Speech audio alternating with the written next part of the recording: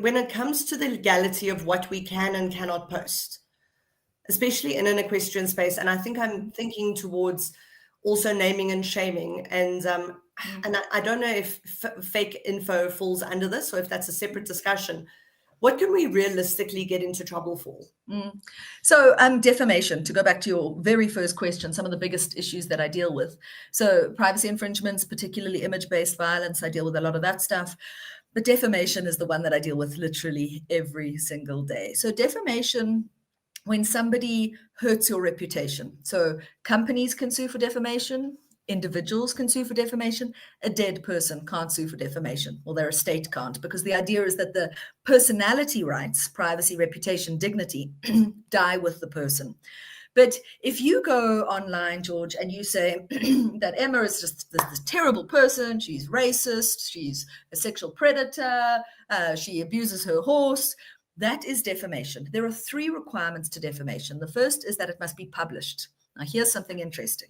It doesn't matter whether it's been seen by one person or 1 million people. Wow. The requirement of publication is met as soon as one other person has seen the content. So it doesn't matter whether it's a WhatsApp group with 5 people on it, a WhatsApp status on Facebook, on Insta, on a private account, a public account.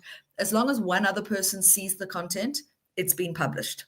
The second requirement is that it must refer to you either directly or indirectly. So if somebody writes an article about Emma Sadler or Emma Berkowitz, or which is my married name, or if somebody writes an article about that blonde social media lawyer, they're still talking about me, right? To your point about fake news, if somebody creates something, or somebody creates like an artificially generated, an AI generated image of me doing something dodgy, it's still defamation because it refers to me, even though it's not, it looks like it's me, right? So that requirement of reference is direct or indirect. And then the third thing is that it must hurt your reputation. Now, that doesn't mean you can't defame people. It does mean that if you're going to jump on the defamation bandwagon, you need a defense. And the 2 big defenses are, well, there's one defense, but it's got 2 components: truth plus public benefit. Oh, that's interesting. Okay. So that's very interesting, because in some countries you can say whatever you like as long as it's true. But in South Africa, we have this additional requirement of public benefit. So George, to your point, like it takes away a lot of that just airing your dirty laundry on social media. I go on a rant about my loser ex-boyfriend and how he's frolicking around town with his floozy, and that poor girl doesn't know what's coming for her. The courts are saying, I'm sure it's true.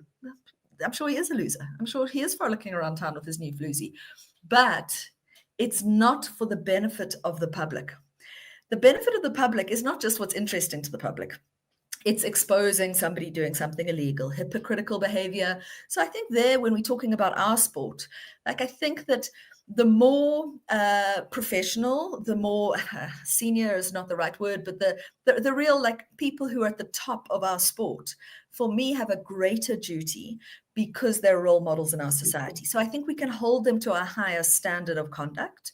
And I think then their bad behavior is a slightly lower threshold for public benefit than a kid who's doing their first lead rein utility class. You know what I mean? So if you are going to defame a person or defame a company, then you've got to show that what you're saying is not just true, but also for the public benefit.